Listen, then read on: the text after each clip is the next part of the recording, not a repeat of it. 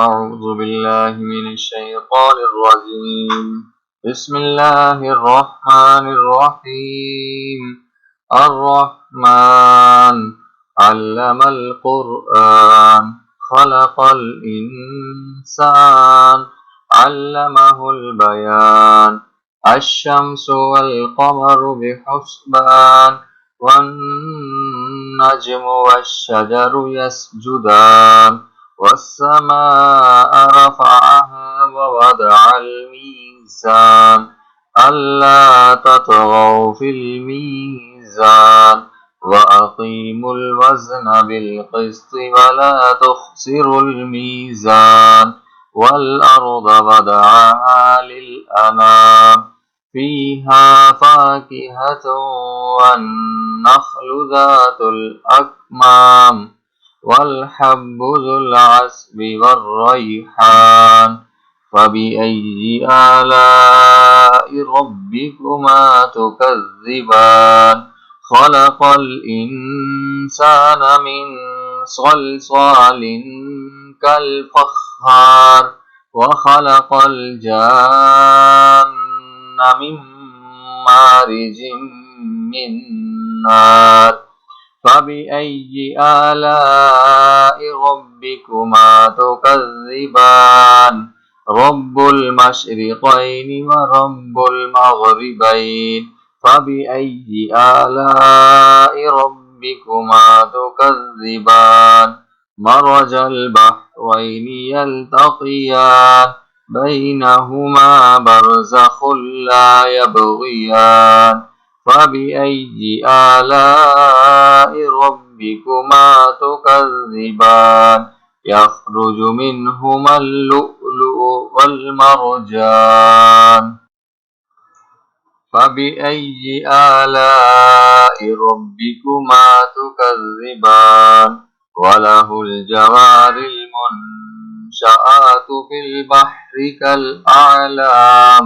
فبأي آلاء ربكما تكذبان كل من عليها فان ويبقى وجه ربك ذو الجلال والإكرام فبأي آلاء ربكما تكذبان يسأله من في السماوات والأرض كل يوم هو في شأن فبأي آلاء ربكما تكذبان سنفرغ لكم أيها الثقلان فبأي آلاء ربكما تكذبان يا معشر الجن والإنس إن استطعتم أن تنفذوا من أقطار السماوات والأرض فانفذوا لا تنفذون إلا بسلطان فبأي آلاء ربكما تكذبان يرسل عليكما شواظ من نار ونحاس فلا تنتصران فبأي آلاء ربكما تكذبان فإذا انشقت السماء فكانت وردة كالدهان فبأي آلاء ربكما تكذبان فيومئذ لا يسأل عن ذنبه إنس ولا جان فبأي آلاء ربكما تكذبان يعرف المجرمون بسيماهم فيؤخذ بالنواصي والأقدام فبأي آلاء ربكما تكذبان هذه جهنم التي يكذب بها المجرمون يطوفون بينها وبين حميم آن فبأي آلاء ربكما تكذبان ولمن خاف مقام ربه جنتان فبأي آلاء ربكما تكذبان ذواتا أفنان فبأي آلاء ربكما تكذبان فيهما عينان تجريان فبأي آلاء ربكما تكذبان فيهما من كل فاكهة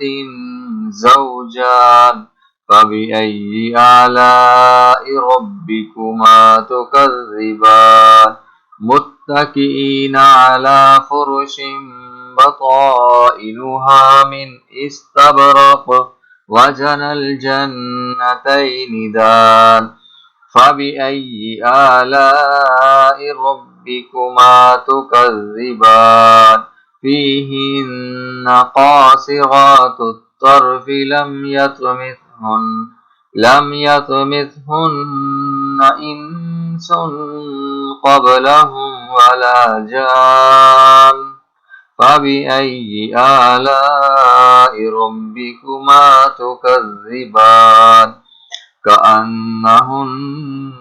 الياقوت والمرجان فبأي آلاء ربكما تكذبان هل جزاء الإحسان إلا الإحسان فبأي آلاء ربكما تكذبان ومن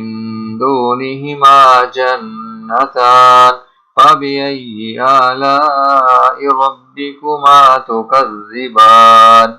مدهامتان فبأي آلاء ربكما تكذبان فيهما عينان نضاختان فبأي آلاء ربكما تكذبان فيهما فاكهة ونخل ورمان فبأي آلاء ربكما تكذبان فيهن خيرات حسان فبأي آلاء ربكما تكذبان حور مقصورات في الخيام فبأي آلاء ربكما تكذبان لم يطمثهن إنس قبلهم ولا جان فبأي آلاء ربكما تكذبان متكئين على رفرف خضر وعبقري حسان فبأي آلاء ربكما تكذبان تبارك اسم ربك ذي الجلال والإكرام